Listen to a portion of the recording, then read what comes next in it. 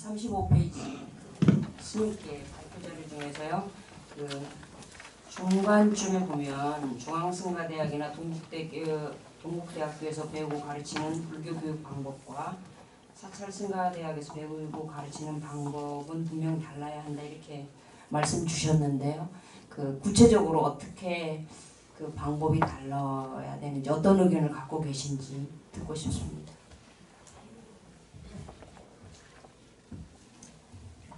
이건 순전 제 개인적인 의견일 수 있습니다. 제가 생각하기로는 중앙승가대학이나 동국대학교도 이렇게 좀 분리, 그러니까 중앙승가대학이 이제 예를 들면 뭐 사회복지 쪽을 특화한다면 동국대는 무슨 뭐 역경과 응용 쪽이 이제 특화되든가 이제 이렇게 서울에 있는 학교도 조금 특화돼서 이제 그렇게 이제 공부를 하는 게 참 좋을 것 같다는 생각이 들면서, 그리고 이렇게 전통 사찰 승가대학은요 서울에 있는 학교하고 많이 다릅니다. 그래서 거기에서 배울 수 있는 자연 환경에서 배울 수 있는 것부터 시작을 해가지고 이건 저는 반드시 조금 구분돼야 되지 않을까 생각을 해요. 커리큘럼도 그렇고 수행 프로그램도 그렇고 모든 것들이 이렇게 서울에 있는 그냥 중앙승가대학이나 동국대에서 가르치는 그런 과목이 사찰승가대학에서 굳이 할 필요가 저는 없다고 봐요. 그래서 사찰승가대학에서 할 수 있는 과목을 그게 단 한 과목이 되더라도 그걸 아주 집중적으로 해서 그걸 알고 넘어가는 게 안 낫겠나 이런 생각이 들고요. 저도 한때는 가장 신세대였어요. 의문사에서 대책이 안 쓰는 신세대. 그래서 제가 학인 때도 한글화 되어야 된다고 아주 소리 높여 외쳤던 학인 중에 하나였고요. 그리고 이산대원선사 발언문 이것이 한글로 아무 손색이 없지 않은가. 우리 경전이 한글로 이렇게만 번역될 수 있다면 굳이 한문으로 배울 필요가 없다라고 소리 높여 외쳤고, 그리고 이렇게 뜻도 모르고 외우는 게 무슨 의미가 있지? 하지만 너무나 다행인 건 어른들이 하라는 대로 외웠다는 사실이에요. 그걸 그때 안 외우지를 않고 그걸 다 외웠어요. 뜻도 모르지만. 그런데 어떤 현상이 일어났냐면 제가 또 이렇게 책을 굉장히 정독을 하고 다 색색펜으로 줄을 그어서 읽고 그거 읽은 책을 다 또 노트에 정리를 하는 아주 좋은 습관이 있습니다. 그렇지만 그렇게 많이 읽었던 모든 책들은 지금 하나도 기억하지 못한다는 거예요. 그때는 너무 감동을 받고 제 인생에 너무 도움이 돼서 그걸 그냥 덮기가 아까워서 노트에 다 적었는데도 불구하고 지금 기억할 수 있는 건 없어요. 근데 그때 뜻도 모르고 외웠던 그 많은 초발심 자경문, 성가기관, 시문은 제 인생을 살면서 그게 어느 순간 계속해서 저에게 도움을 주고 있고 제 수행을 점검하고 있다는 거죠. 그래서 전통 사찰 승가대학에서 하는 공부는 그게 효과가 금방 나타나는 것이 아니에요. 그래서 이제 그런 방법들을 좀 회복하고 이렇게 머리로 읽어서 외우고 하는 거하고 소리를 내서 외웠던 방법은 굉장히 30년이 지난 지금에 많은 차이가 있더라는 겁니다. 그리고 이제 어른 스님들이 그렇게 했었을 때는 그러한 충분한 이유가 있었고 굉장히 고도로 이렇게 무슨 장치들이 다 되어 있었던 것 같아요. 근데 친절하지 않으니까 그런 걸 설명해 주시지 않았고 저희들은 막 울며불며 한 거예요. 울며불며 했는데 다행히 이렇게 막 이렇게 거부하면서 안 하질 않고 따라서 했다는 거죠. 근데 이제 지금 스님들은 따라서 할 스님들이 없습니다. 저처럼 착하지가 않거든요. 그래서 지금은 친절한 설명이 필요하고 거기에 대한 의미부여가 필요하고 새로운 스토리텔링이 필요하지 않을까. 그래서 이제 이 스님들을 달래서 충분히 이게 어떤 가치가 있고 현대적으로, 과학적으로, 뇌과학적으로 어떤 의미가 있는지를 이제 설명을 하고 합리적으로 우리가 설득시킬 수 있다면 기존에 우리가 했던 이제 그 방식 그대로인데 좀 완전히 달라졌죠. 방탄소년단이 아리랑을 불렀듯이 그래서 그 아리랑은 똑같은 아리랑인데 그렇게 굉장히 현대화될 수 있다는 겁니다. 그래서 제가 생각하기로는 수행 여건도 다르고 환경도 다르고 분위기도 다르고 그렇기 때문에 사찰 승가대학에서 하는 배우고 가르치는 방법은 우리가 많이 머리를 맞대고 이렇게 연구를 하고 논의를 하고 토론을 한다면 굉장히 좋은 방법들이 나오지 않을까. 이 현대에 전혀 소재감이 없는 그런 굉장히 좋은 프로그램이 그 전통 사찰 승가대학에 많이 코드화돼 가지고 남아있다는 사실입니다. 그런 의미로 저는 여기에서 중앙승가대학이나 동국대에서 이렇게 배우고 가르치는 거 하고 전통 사찰 승가대학에서 배우고 가르치는 교육 프로그램은 조금 달라져야 하지 않을까 이런 의견을 썼던 겁니다. 뭐 좀 부족하더라도 조금 이따가 이제 전체적으로 같이 하기로 하고 제가 거기 해인사하고 운문사에 대한 그 교육 생태 환경에 대해서 조금 소개를 해야지 저희 해인사에서 한 것이 갑자기 뭐 돌출적으로 한 것이 아니다 하는 어떤 그 인과의 관계, 그러니까 어떤 교육 환경이 마련됐을 때 그 결과가 나올 수 있다. 그런 그 이해를 돕기 위해서 잠깐 소개를 드리겠습니다. 성가대학이나 성가대학원이 많지만은 이제 그 교수 인프라로 보면은 해인사하고 운문사가 제일 이제 학제 교육을 많이 받은 박사가 많은 것 같아요. 근데 이제 운문사하고 저희 또 해인사가 이제 변별력이 좀 있는 것이 복령사는 워낙 멀리 있어서 잘 모르고 또 청암사는 저 여기 지금 주지 스님과 학장 스님하고도 뭐 거의 몇십 년 이제 지금 있는데 어쨌든 이제 변화를 가장 그 빨리 하게 된 것이 이제 저희 해인사 같은 경우는 국내외에서 한 박사들이란 말이죠. 그러면 청와대학교에 이제 한불전 박사, 그 다음에 한화종로에서 임배종 거기서 한 박사, 그리고 저는 뭐 고대 출신인데 거기 불교학은 동대에서 했습니다. 그리고 이제 여기 이제 서울대 박사 하고 있는, 그 다음에 이제 한국과학중앙회에서 동경대학교에서 공부하신 이종철 박사님 밑에서 지금 이제 박사 논문 쓰고 있는 분. 그래서 이분들이 한 분을 빼고는 거의 다 저기 동남아권인 이제 대만, 중국, 일본에서 공부를 했기 때문에 외부 학제적인 분위기 그런 것을 우리가 많이 기본적으로 경험을 한 사람들이거든요. 그래서 그럼 앞으로 어떻게 해나갈 건가. 그렇게 해서 그 전에는 학장이 15년 있었고 또 그 밑에 뭐 교수는 12년, 10년 있었는데 이렇게 되니까 너무 답보적인 것이 되지 않을까 싶어서 이제 변화를 한번 주자. 그렇게 해서 세대를 확 낮춰버렸습니다. 제가 올해 이제 뭐 퇴직 65세인데 퇴직하고 나머지는 다 40대입니다. 그러면 그런 기운이 나쁜 점도 있고 좋은 점도 있는데 좋은 점이라는 것은 싱크로가 굉장히 잘 된다는 거죠. 지금 학인들하고 같이 뛰면서 그런 이제 환경에서 했고 또 운문서는 제가 지금 학장하고 있는 진광 스님하고 90년도 초에 같이 이제 강의를 시작해서 지금 한 25, 6년 됐죠.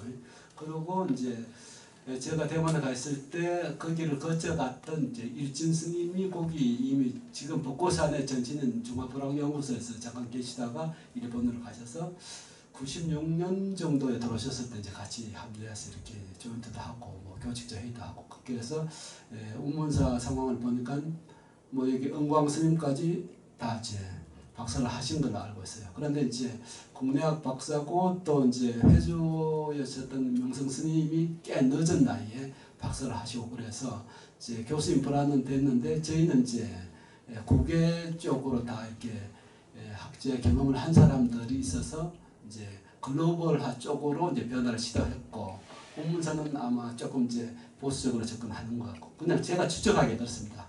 이런 정보에서 이제 저희가 이제 교육 변화를 한 어떤 그 환경을 소개를 해야지 아마 이해가 쉬울 것 같아서 그렇습니다. 그래서 아까 영덕 스님, 운문사 교수 스님 아까 질문하려고 그러다 말았는데 마이크 먼저 갖다 드리셔요. 다 잊어버렸어요.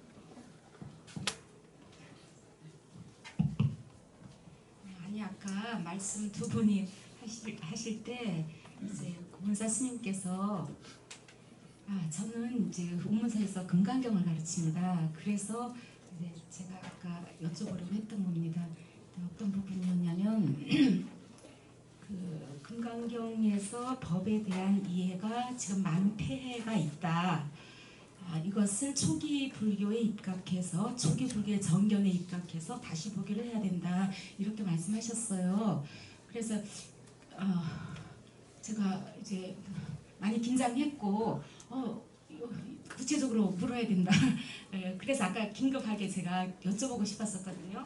그 부분에 대해서 오늘의 주제하고는 너무 현학적으로 가면 안 되니까 짤막하게라도 어떤 예가 있는지, 어떤 폐단이 있고 또 이런 것들을 초기 불교에서 어떤 방법으로 보아야 되는지 그걸 잠깐만 말씀해 주시면 안 될까요? 잠깐 안내드리겠습니다. 이제 우리가 한 40-50분밖에 시간이 없기 때문에 질문과 답변이 5분을 안 넘도록 안 하고 넘었어요. 그렇게 하자고요.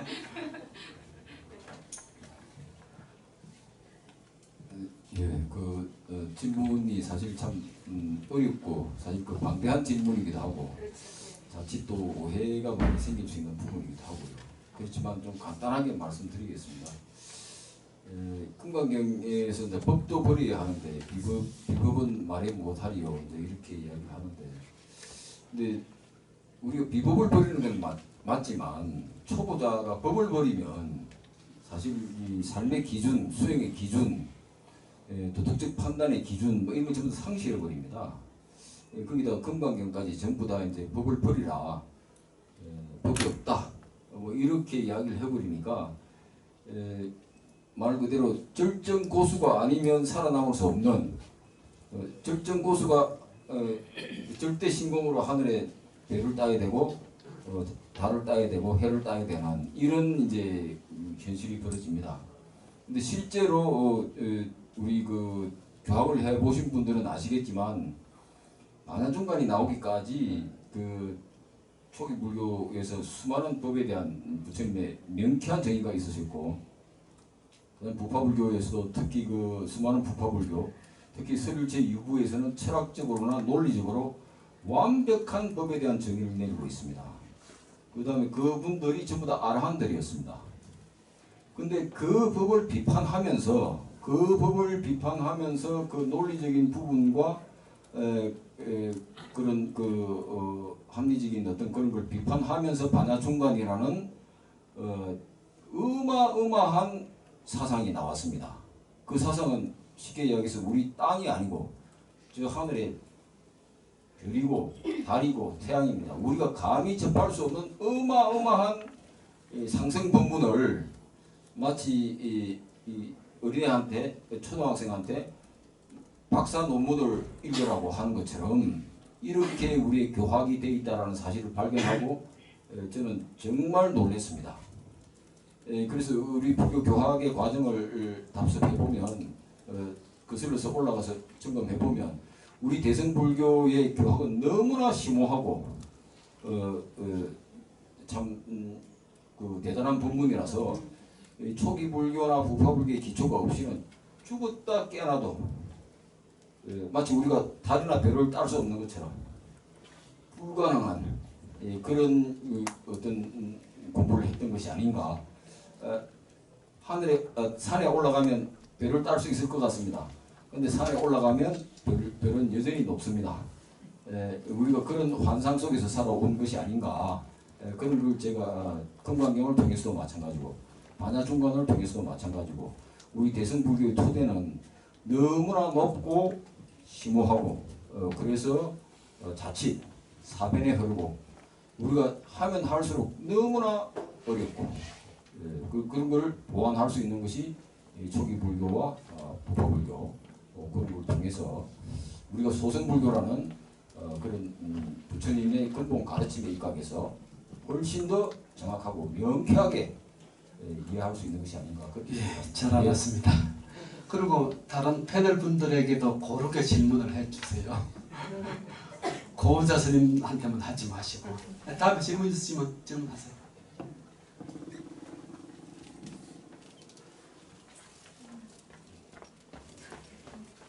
전 질문 좀 할까? 마이크.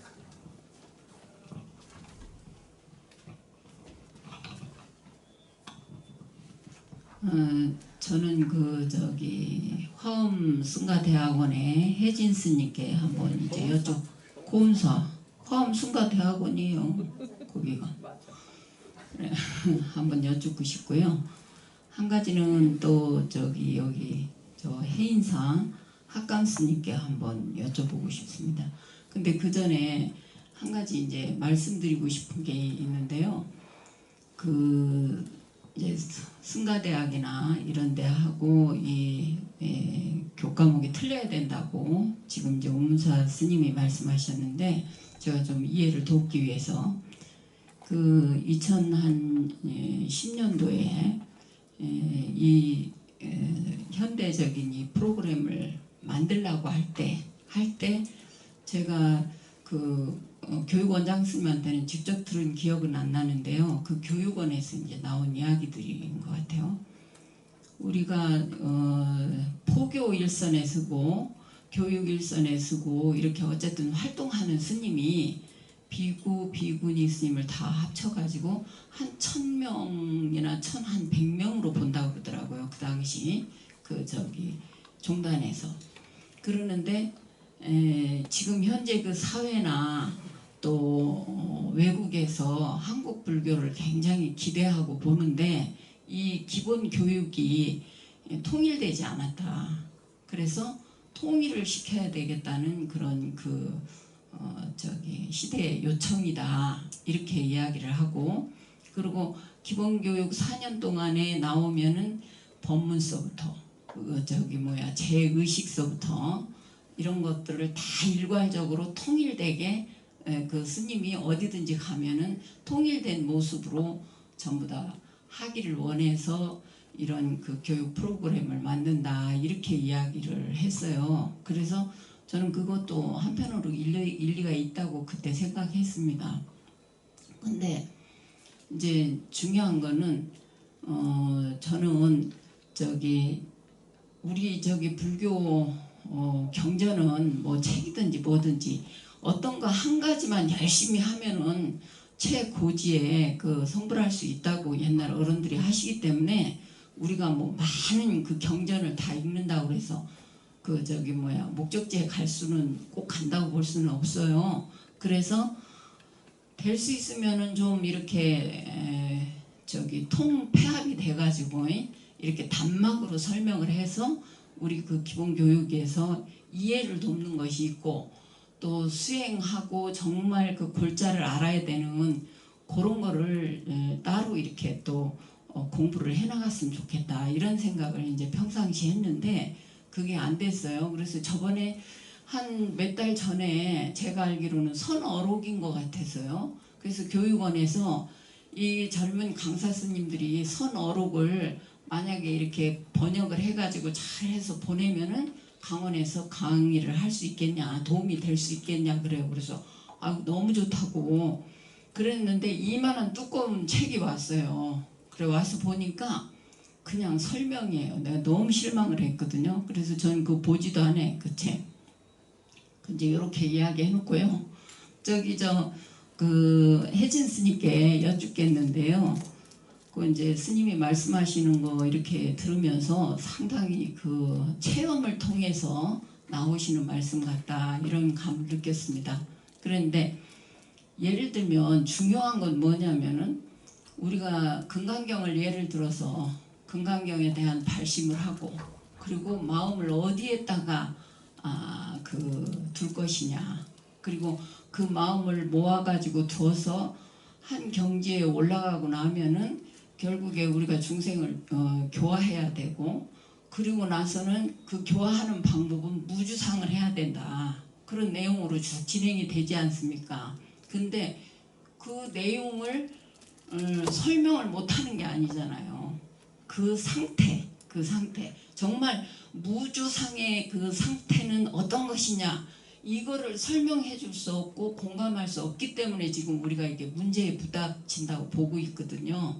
그런데 스님께서는 이렇게 그 뭐 십지경이라든지 뭐 여러 가지 쭉 아까 열거하신 거 그렇게 하면서 거기에서 그거를 충분히 그 학인 스님들하고 공감하고 또 이해가 충분히 되는 건지, 그리고 또 우리가 이렇게 저기 나이가 40도 넘은 스님들 아무것도 못 하는데 저기 뭐야 저 아까 그 뭐 배우라고 그랬잖아요. 그 무슨 말이지 스님?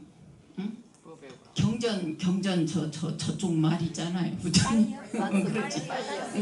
파리어 산스크리트 이런 거를 배우라고 그렇게 하시는데 그거 배우기 힘들거든요. 요즘 저기 나이 많이 먹은 그 학인 스님들이. 그리고 붙다 하는 것보다 누가 번역을 했는지 부처님이라는 말 아주 좋은 번역이라고 전 보고 있어요. 그리고 꼭 그런 말을 배워서 그 경전을 가가지고 해야만이 우리가 그 불경을 저기 통달할 수 있냐, 그건 아니거든요.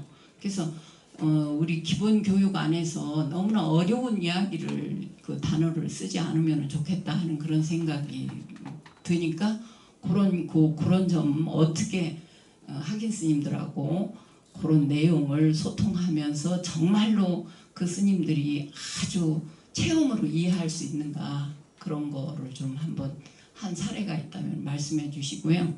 그리고 해인사의 스님께 여쭙겠는데요. 여기 뭐 프로그램을 보니까 뭐 저 외국에도 가고 이거 다른 강원에서 보면은 학인들 설레는 그런 프로그램이거든요.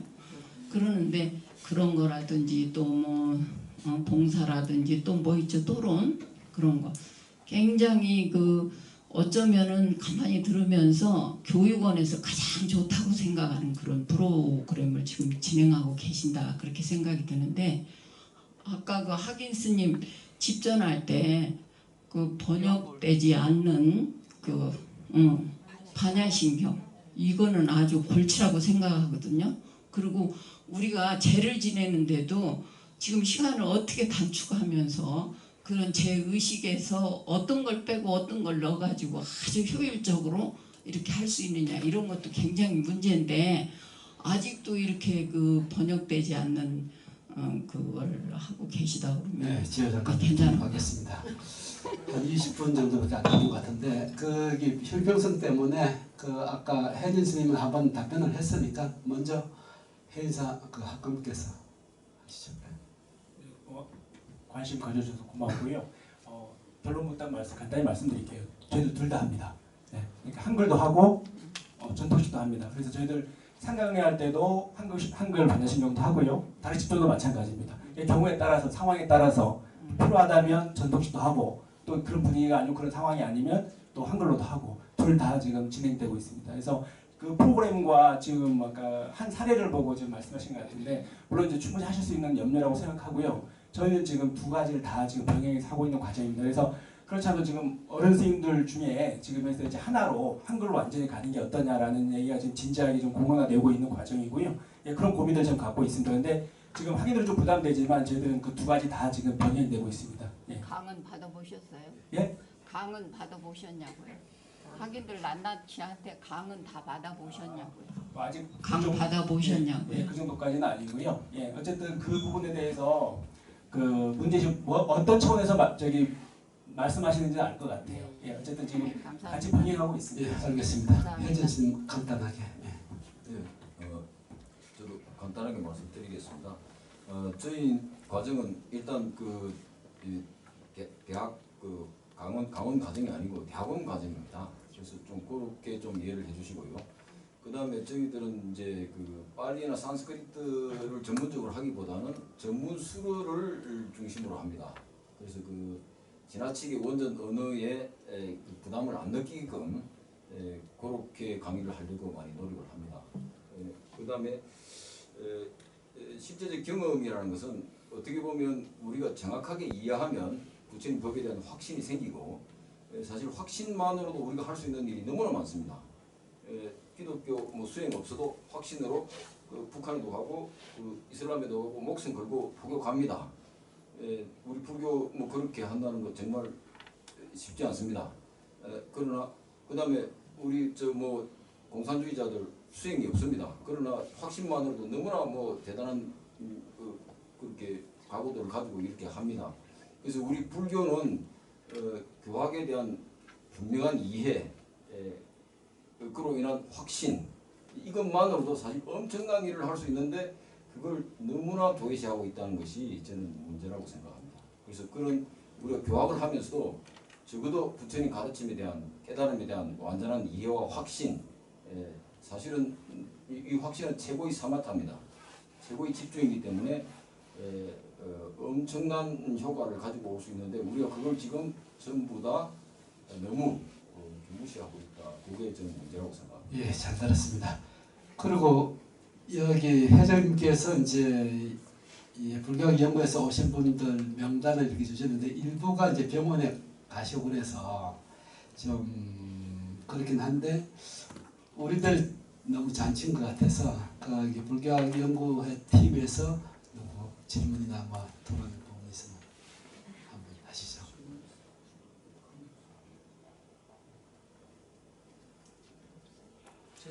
네, 하세요. 남성우라고 합니다.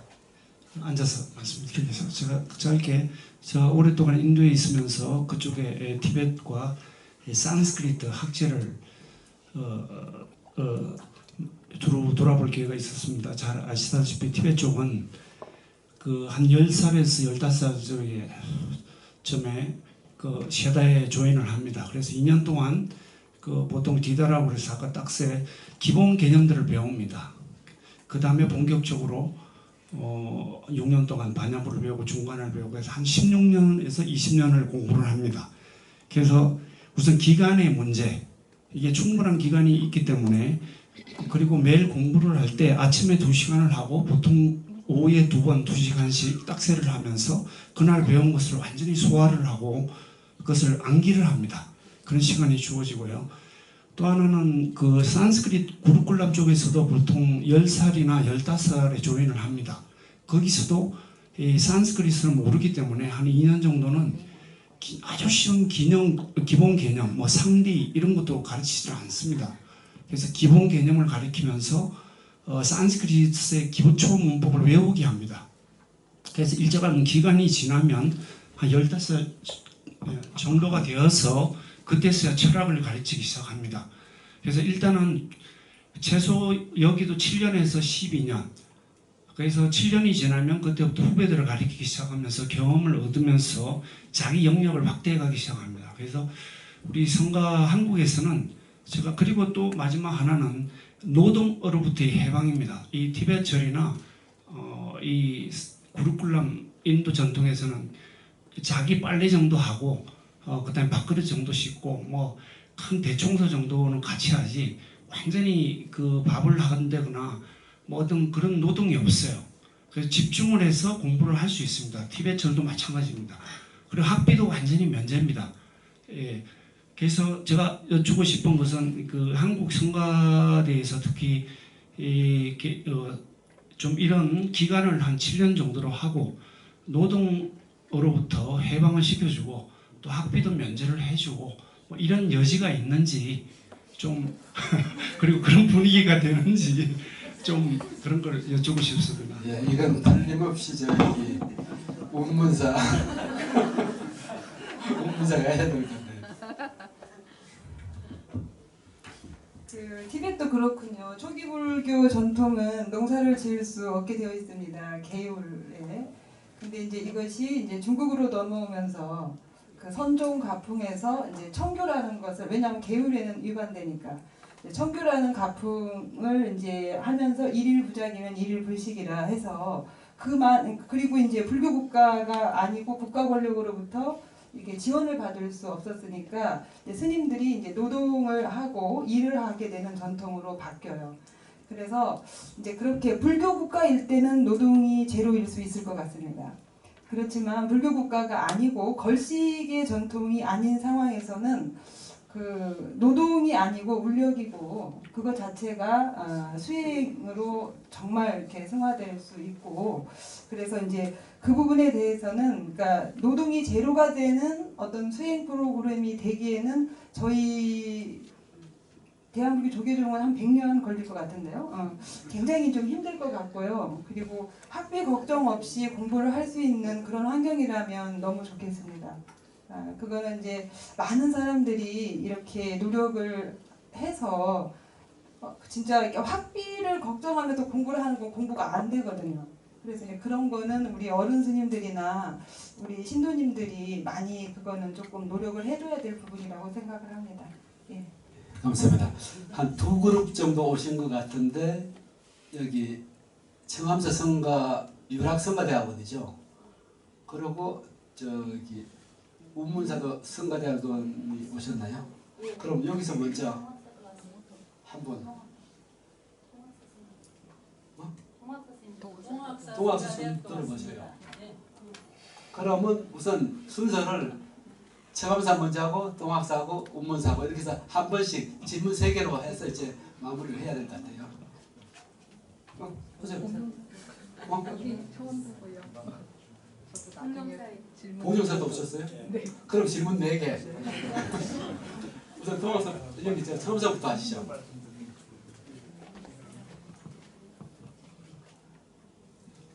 청암사 학장 스님께서 직권으로 누구를 지정을 하세요? 자기네들이 알아서 하겠죠. 그러면 저기 우리 공임 스님이 봐서 질문 잘하실 분 내다 마이크 갖다 드려요. 적으셔요. 여기 주시랍니다.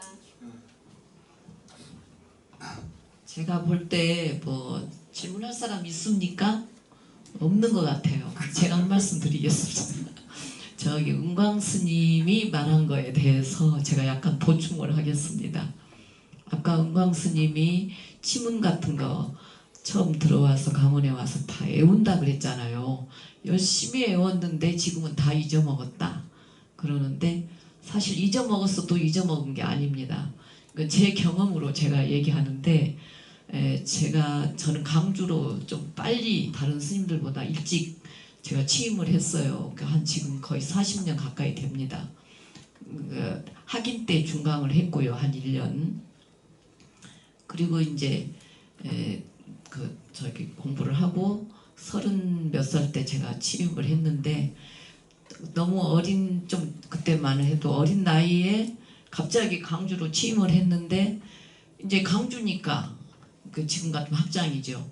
뭐 법문도 해라. 강의도 해라. 이것도 해라. 모든 그 사찰에서 있는 행동 하는 거를 전부 저한테 하라 그러더라고요. 근데 그래서 간음제일날 법회해라. 법문해라. 그래서 이제 시킨 대로 그 주지스님 시킨 대로 다 했어요. 하는데 갑자기 저녁에 저녁 7시쯤 수원에 있는 그 청년회 회원들이 한 70명이 있는데 청년 회원들이 오니까 네가 법문을 해라. 근데 2시간도 없더라고요. 안 남았어요. 저녁 먹고 갑자기 하려고 하니까 법문도 제가 잘 하지도 모르고 그래서 굉장히 고민을 했는데 이제 아이디어가 생각났습니다. 가가지고 제가 그 70명의 청년들에게 서서 제가 갑자기 이렇게 법회 해달라고 하고 오시니까 할 수는 없는데 뭐든지 모르는 거 질문을 하시면은 거기에 대해서 제가 아는 만큼의 대답을 하겠습니다. 그렇게 했어요. 그랬는데 뭐 그분들이 청년 회원으로서 뭐 금강경도 공부했고 뭐 원각경도 했고 많이 했다더라고요. 그러면서 막 질문을 탁탁 하는데 다 떠오르더라고요. 제가 강원에 학인 때 공부했던 거 그런 것들이 이렇게 어떻게 대답할 수 있는가가 떠올랐어요. 그래서 대답하게 됐습니다. 그러면서 1시간 넘게 했기 때문에 법회는 끝났거든요. 그랬을 때 제가 그걸로 봤을 때 은광 스님이 다 잊어먹고 기억하지 못한다 하는데 절대로 애웠던 거는 기억하지 못하는 게 아니니까. 반대로 생각하셨는데요. 그냥 책을 읽은 거는 기억을 못하니까 그 많은 책을 읽은 건 기억을 못하지만 외운 건 남아있다. 그래서 외우는 거의 중요성을 말씀드렸어요. 외운 걸 잊어버렸다 소리가 아니고 거꾸로. 네, 그러니까 외우는 전통이 중요하다는 말씀. 네, 그리고 애웠어도 그렇고 어쨌든 4년 동안에 우리가 그 기본 교육을 받으면서 그때그때 순간순간 최선을 다하면은 그대로 다 남아있다. 저는 그걸 얘기하고 싶었습니다. 좋습니다. 저기 여쭤볼 사람 있으면 질문할 사람 있으면 하세요. 그래 얼른 끝나지.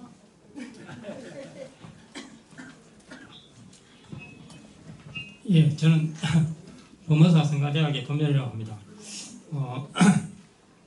저 아까 성가대 기본 교육 과정에 그 교과목이 너무 많아가지고 좀 줄여야 된다 그런 말씀하셨는데 저도 이제 그 부분에 동의를 하고요. 근데 이제 줄일 때 이제 어떤 식으로 줄이는가 이제 무작정 그냥 교과목을 이제 이렇게 줄이는 것보다는 어떤 기준을 가지고 이제 줄이는 게 이제 맞지 싶은데 그 기준을 어디에 둘 것인가 이제 저 개인적으로는 이제 부처님의 가르침에 이제 기준을 두어야 된다 이런 생각하고요. 제가 이제 그 경에서 보기로는 부처님은 이제 뭐 연기를 깨달아서 붓다가 되었다 이제 그렇게 말씀하시고 또 이제 그 보면은 또 연기를 보는 자는 법을 보고 법을 보는 자는 연기를 본다 이렇게 말씀하시기 때문에 제가 보기에는 그 연기법을 기준으로 해서 그 교과목을 좀 집중적으로 좀 이렇게 그쪽으로 집중할 수 있는 강원 학인들이 그쪽으로 교육을 집중해가지고 졸업할 때는 연기법에 대해서 어느 정도 좀 이해할 수 있는 그런 그 교과목으로 편성을 해가지고 하는 게 마땅한가 아닌가 그런 생각을 가지고 있고요. 그리고 제가 이제 최근에 공부를 해보니까 집이 연기에 대해서 그 용어에 대해서 이게 좀 차이가 있더라고요. 책마다 좀 틀리고 이제 12연기 용어에 보면 무명, 행, 식, 명색, 유깁, 촉 이렇게 쭉 나오는데 그 대표적인 예로 이제 유깁에 대해서 이 유깁의 개념을 이제 육근과 동일하게 보는 그런 책이 많더라고요. 근데 제가 공부를 해보니까 유깁하고 육근은 엄연히 틀리고 이 개념이 똑바로 이해가 안 되니까 이제 연기법에 대한 이해 자체가 잘 안 되더라고요.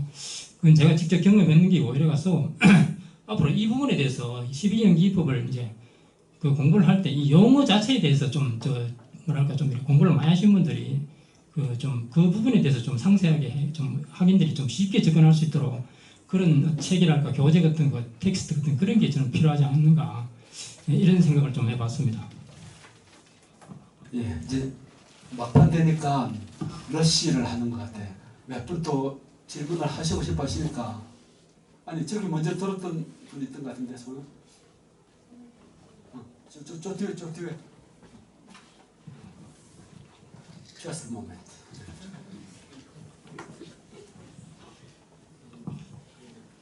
네, 저는 동학사생가대학의 동아입니다. 저는 질문보다도요, 오늘 발표를 들으면서 좋았던 좀 기억에 남는 사항에 대해서 좀 말씀드리고 싶습니다. 첫 번째 그 옥문사승가대학의 은강 스님께서 말씀하셨던 부분 중에서 기존의 교육 프로그램의 효용성 연구를 통해서 제 이해입니다. 기존에 제가 중요하게 생각하는 부분은 제가 강원 다닐 때 했던 농강이었거든요. 농강 시간에 정말 한 주제 가지고 도반들하고 막 이렇게 설전을 벌여가면서 했던 기억이 저에게 가장 많이 남아있는 기억이고 지금도 그런 농강을 했으면 좋겠다. 그것이 물론 지금의 토론이라고 다른 막 이름으로 붙여서 전해지고 있지만 그렇게 이름을 바꿀 필요 없이 그냥 농강을 좀 더 개발하고 발전시켜서 옛날에 했던 많은 그런 좋은 문화들, 좋은 교육 방법들이 새로운 이름으로 좀 더 개발되고 연구되고 그렇게 좋은 방향으로 갔으면 좋겠다 이런 생각에서 공감이 많이 됐던 부분이었고요. 그리고 해인사승가대학의 그런 교육 체계가 정말 많이 부럽고 그리고 존경스럽습니다. 감사합니다.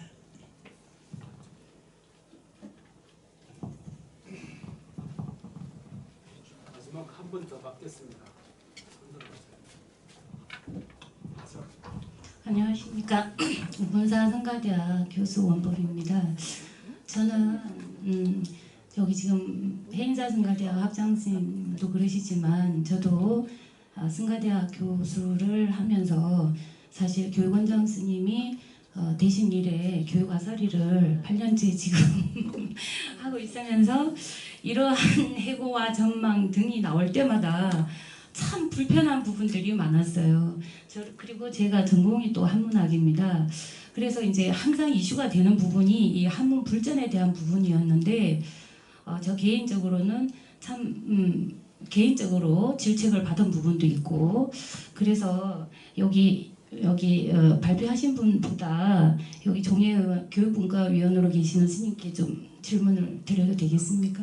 예, 저는 이제 오늘 이렇게 해고와 전망에 대한 얘기를 들으셨고, 그리고 또 교육분과위원회의 그러니까 교육원의 입장도 충분히 아시리라고 생각하는데, 여기서 보고 앞으로 그 교육분과위원회에서 승가 교육을 어떤 식으로 이끌고 나갈 건가 하는 거에 대해서 혹시 개인적인 생각이 있으시면 좀 듣고 싶습니다. 그럼 질문을 패키지로 마저 해버리고 답변을 해서 끝나는 걸로 하십시다. 질문.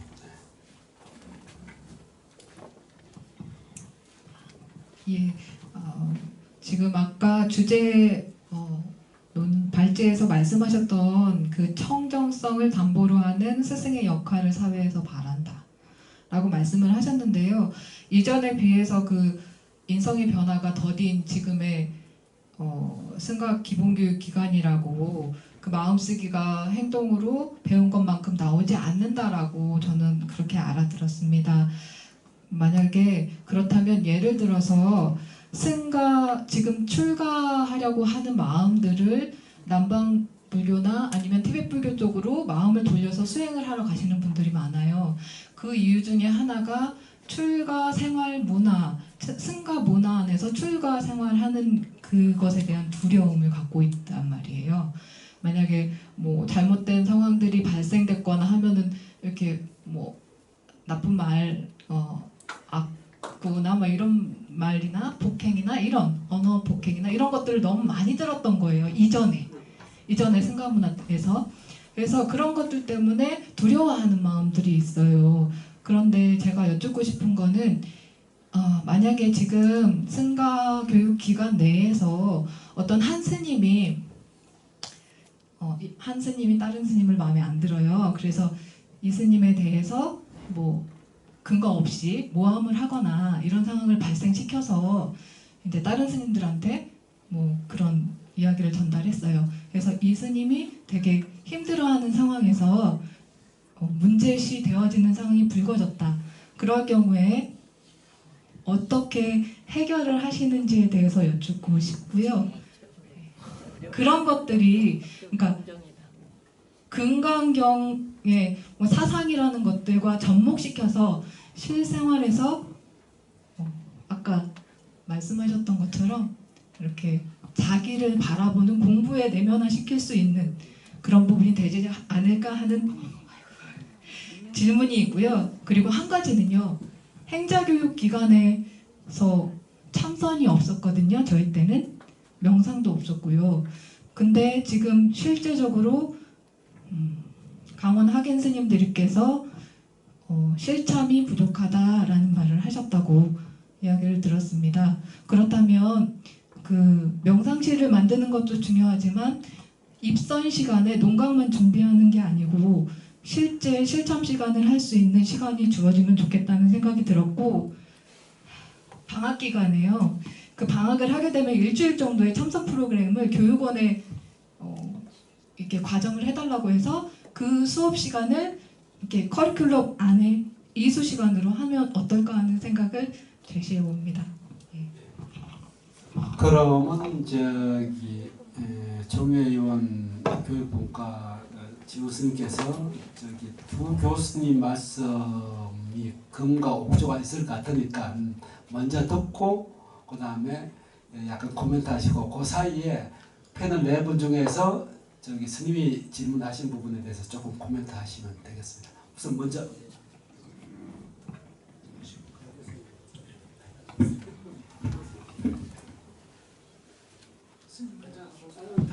제가요. 예. 저 회장님께서 자리를 급하게 비우셔야 되는 사정이 있었던 관계로 갑자기 발언 의무를 받게 됐습니다. 제가 오늘 열띠게 토론해 주신 내용에 대해서 학교에서 근무하는 입장에서 느끼는 점을 말씀을 드리자면 이렇습니다. 학교에서도 매년 그리고 수십 년 동안 똑같은 토론을 계속하고 학술 발표를 합니다. 특히 교양 과목 어떻게 할 것이냐 문제.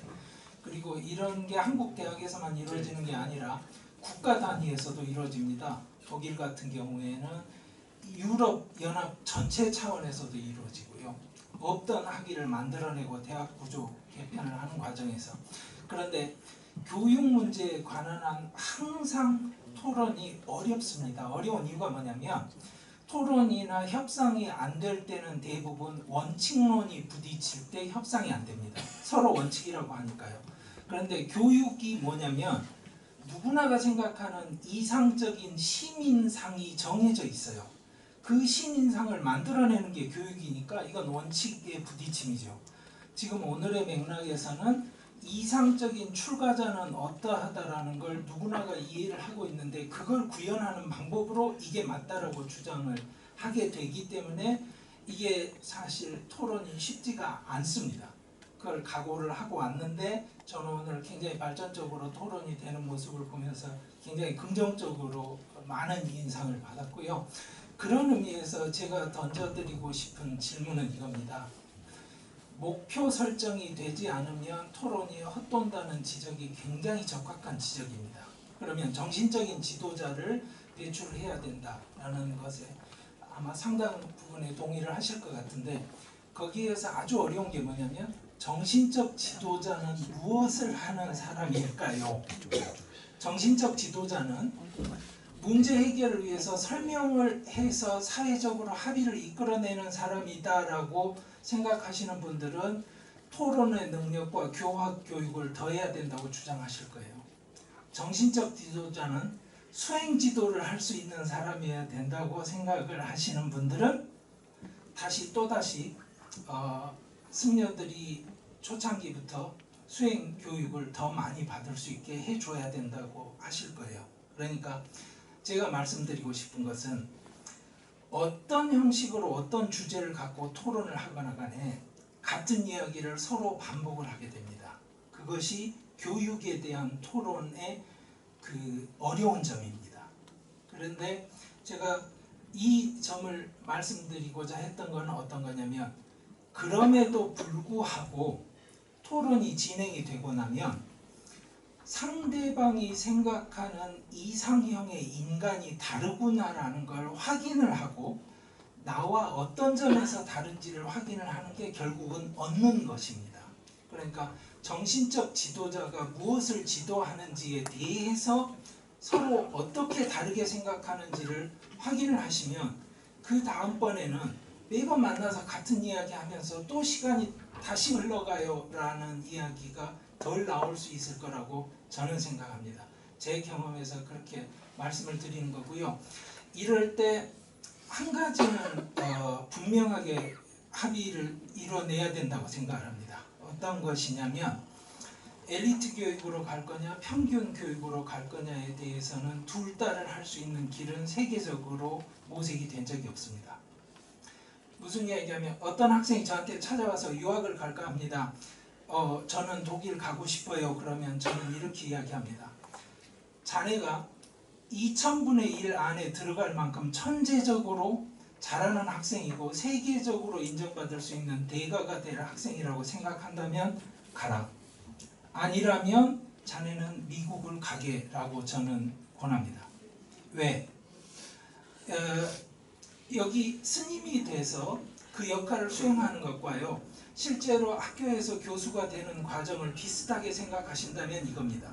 학교 총장 입장에서 어떤 사람을 고용을 할 때 그 사람이 어느 대학을 나왔다는 사실 자체로 평균이 보장되는 시스템을 택할 것이냐 아니면 졸업장을 가지고 평균을 보장을 못 받지만 너무나 탁월한 사람들이 그 중에 나오는 시스템을 택할 것이냐 여기에 대한 고민을 하셔야 됩니다. 그리고 그 고민에 대해서 서로 상대방의 단점을 모르는 게 아닙니다. 장점을 모르는 게 아닙니다. 그냥 존중하면서 합의를 찾아가시면 될 것 같습니다. 그래서 지금 체제는 아주 강하게 기존에 없었던 평균을 보장하는 시스템을 구축을 하자라는 것이 한 번은 구현이 됐던 것 같고요. 그 이상에 대해서는 제가 이 자리에서 결론을 끌어가는 방식으로 말씀드릴 내용은 아닌 것 같습니다. 다만 평균을 보장하는 시스템에 들어가시려면 중요한 거는 물적인 인풋만큼 아웃풋이 나옵니다. 그러니까 미국 대학들이 평균을 보장하는 방식으로 경쟁력을 갖고 가는 것은 그만큼의 경제력을 가지고 가기 때문에 가능한 겁니다. 그래서 그만큼의 종단 차원에서 지원이 가능해질 때 평균을 보장하는 형태의 교육이 아마 가능하리라고 생각합니다. 두서없이 한 말씀 드렸습니다.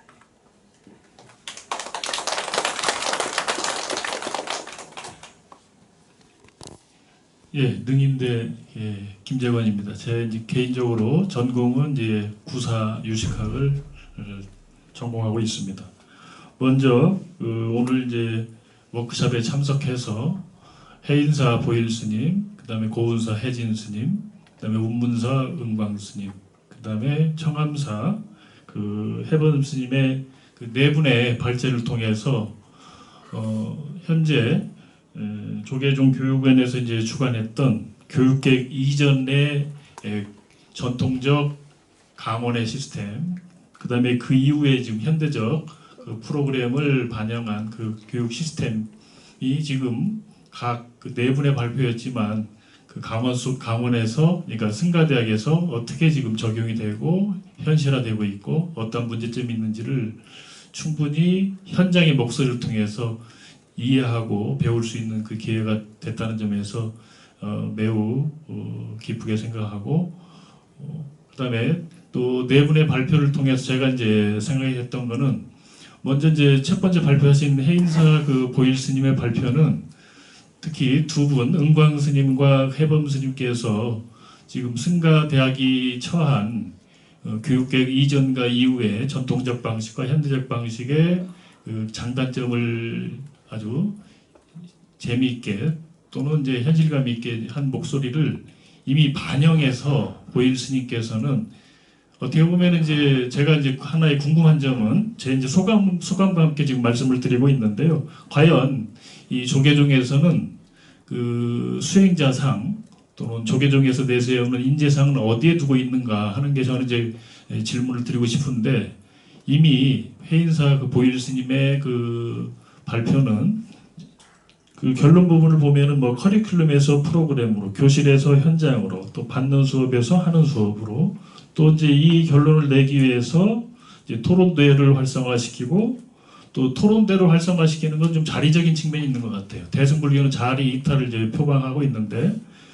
그런데 또 이제 이타적인 측면에서는 또 호스피스 병동에서 자원봉사활동, 또 이제 견문을 넓히고 또 현 시대에서 종교 간의 대화라든가 이런 것들을 사회와 소통하는 그런 차원은 또 해외의 성지순례 프로그램 등을 통해서 단편적이지만 운문사 스님과 청암사 스님이 제기하고 있는 문제들을 이미 반영해서 발표를 해주시지 않았는가 이런 생각을 합니다.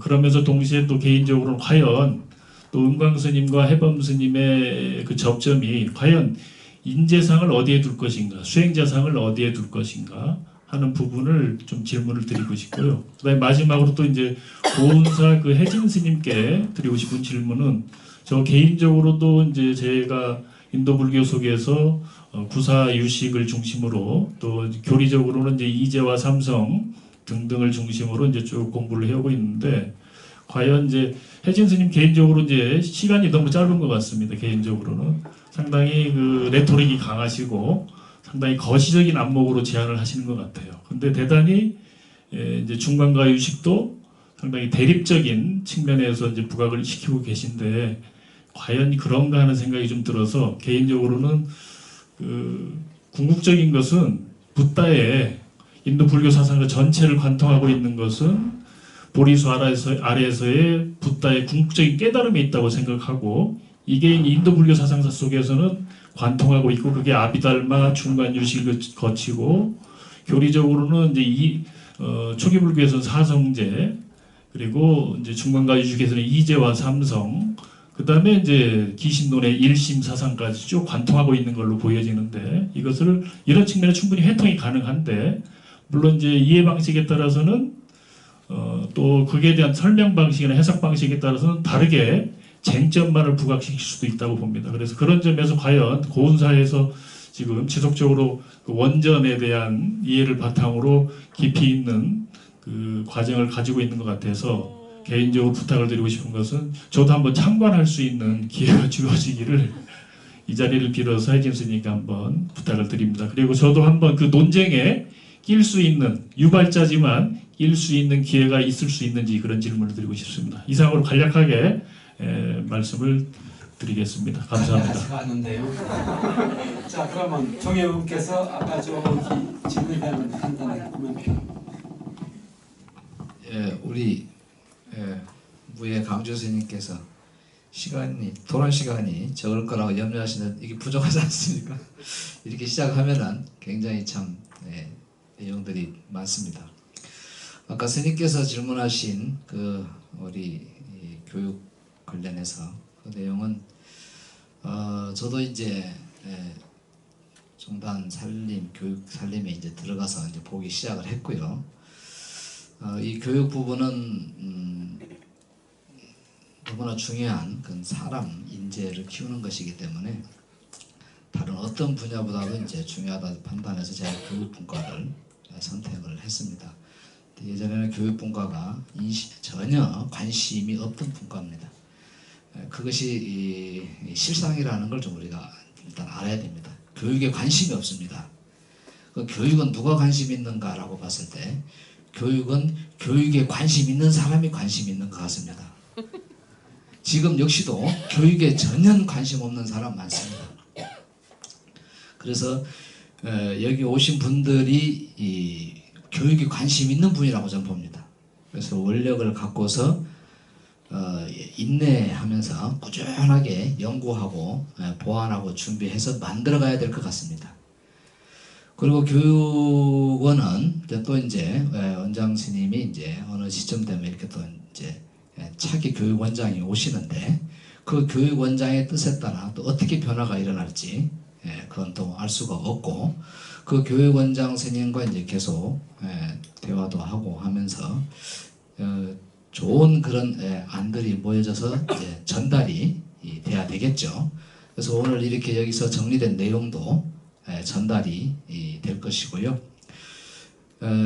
저는 나름 그 한국 불교의 그 인재 양성 차원에서 교육 프로그램을 어떻게 만들까라고 한다면 저는 딱 정리가 돼 있습니다.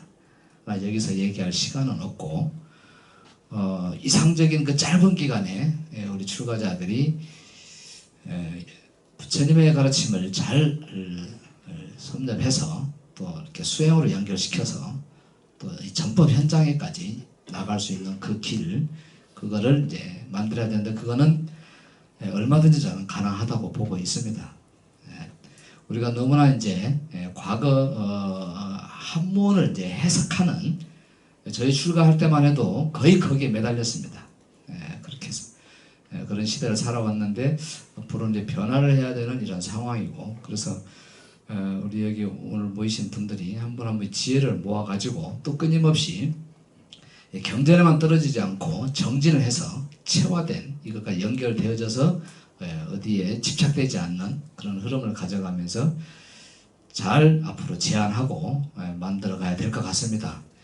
우리나라에는 또 여러 가지 수행법들이 같이 진행되고 있는데 각자 또 자기가 수행한 것에 대한 강력한 그 집착을 갖고 있습니다. 그래서 이 교육 부분을 풀어가는 데 있어서는 정말 인내심을 갖고 만들어가야 될 것 같고요. 각 지방 성가대학에서도 교육원에서 해주지 못한 것 그것에 대해서는 각 지방 성가대학 학장 스님이 주지 스님과 잘 협의를 해가지고 부족한 부분은 보충하면서 만들어가야 되지 않을까 우선 이렇게 생각을 해봅니다. 하루아침에 이렇게 바뀌는 것이 아니기 때문에 꾸준한 인내심을 가지고 하나씩 하나씩 만들어가야 될 것 같습니다. 그리고 저는 이제 이 교육원에서 이제 종회에서 이런 스님들의 목소리, 지방성가대학의 목소리 이런 것들 지금 계속 청취하고 있습니다. 그러니까 오늘 이곳이 진행된 것도 다 그런 일환이고 그래서 여기서 모아진 내용들을 이제 차기 또 지금도 계시지만 교육원장 스님께 또 이렇게 전달을 해서 그런 것들이 이제 잘 활용될 수 있도록 그런 역할을 하는 게 우리 이제 교육분과 종회원 스님들의 역할입니다. 사실 교육분과 종회원 스님들 오늘 다 오시길 바랬는데 지금 딱 3분이 오셨어요.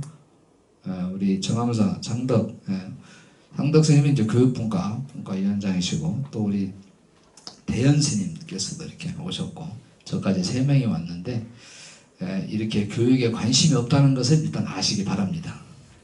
감사합니다. 예. 어쨌든 뭐 장시간 교시학 가까이 토론이 진행됐습니다. 그래서 강론적인 질의응답은 여기 정도로 하시고 아까 능인대학의 김재곤 교수님하고 또 선운사 학감께서는 2라운드를 은밀하게 하시길 바라겠습니다. 그러면 4분 패널이 이제 마무리 발언으로 한 1분 정도씩 하고 이제 끝나도록 하겠습니다. 보일스부터 시작하시죠. 어쨌든 뭐 이렇게 저희 연희대에서 해인사에서 이렇게 좋은 워크숍을 개최하게 돼서 뭐 저희 해인사로서도 영광이고 어쨌든 좋은 인연도 같이 모여서 반갑고요. 뭐 지금 저희들이 소개시켜드린 해인사 프로그램에 대한 것은 어쨌든 충분히 다 실현하지 못한 내용이 참 많고 아쉽습니다. 진행관계에 대해서 저희들도 계속 어떤 이런 실험적인 내용들을 갖고 부단히 하여튼 할 겁니다. 그리고 많이 실패할 겁니다. 그런데 계속해서 시도할 거고 어쨌든 다양한 결과물들을 갖고 다시 내년이 됐든 내후년이 됐든 또 이런 워크숍이나 학회가 됐든 해서 또 보고하고 또 질정을 받는 시간을 갖도록 하겠습니다. 오늘 아주 많이 유익한 시간이 되었으면 고맙겠고요. 저 또한 많이 탁마의 시간이 됐던 것 같습니다. 감사합니다.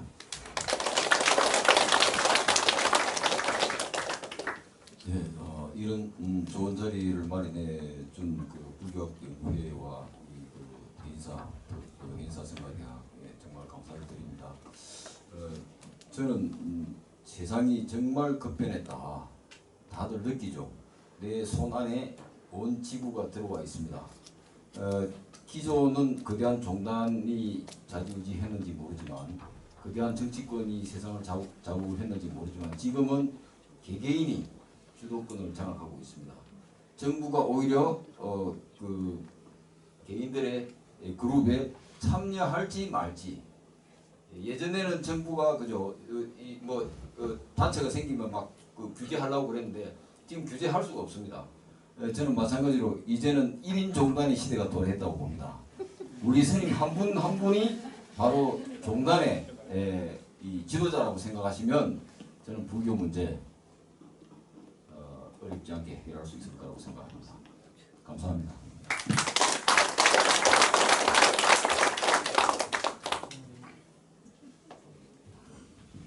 예, 이렇게 좋은 자리에 참석을 해서 너무 많이 배우고 가고요. 특히 이제 그 해인사에서 이렇게 진행되는 것들을 이렇게 화면으로 보고 하니까 되게 좋았어요. 그래서 이제 많이 그런 걸 참고해야 되겠구나 이제 이런 생각을 하고요. 그리고 교수님께서 말씀하신 탁월한 사람을 발견할 것인가, 평준화를 보장하는 시스템으로 들어갈 것인가, 이제 이 문제는 계속되는 고민일 것 같습니다. 예, 덕분에 좋은 시간이었습니다. 네, 저는 아까 이제 저녁 먹으러 가면서 지금 쓰러지셨다는 황 신부님하고 잠깐 개인적으로 얘기를 나눌 시간이 있었는데요. 신부님께서 여기 조계종 교육 프로그램 왜 오세요? 제가 여쭈었더니 관심 있어서 왔다. 당신도 신학대학 7년 나오면서 굉장히 고민이 많았다. 그런 얘기를 하셨거든요. 그러면서 오늘 이제 여기 참가한 소감을 말씀해 주셨는데요.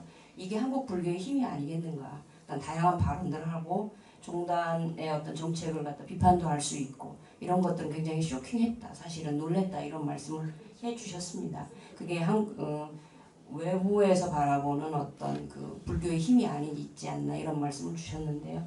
어떤 이런 오늘 우리가 이렇게 얘기 나눈 얘기들이 어떤 한국 교육의 밑거름이 됐으면 하는 바람입니다. 감사합니다. 네, 장시간 고생하셨습니다. 제가 한마디만 하고 저는 물러나야 될 것 같습니다. 은광 스님이 말씀하셨듯이 우리 BTN에서 다큐를 3,500만 원 들여서 작업을 했습니다. 재작년에. 그래가지고 제가 현웅 원장님, 동대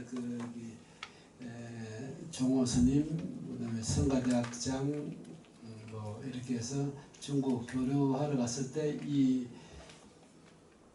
BTN 다큐를 가져가니까 좋아하시는데 이게 차이니즈 버전이 아니라서 되게 좀 불편해하는 부분이 있는 것 같더라고요. 그래서 우리가 보완을 해서 잉글리시 버전하고 차이니즈 버전을 다 만들었습니다. 혹 거기 성가대학에서 필요하시면은 우리 학감 선생님한테 말씀하시면은 저희가 드릴 수가 있으니까 네, 저는 이걸로 오늘 제 소임을 마치고 물러가겠습니다.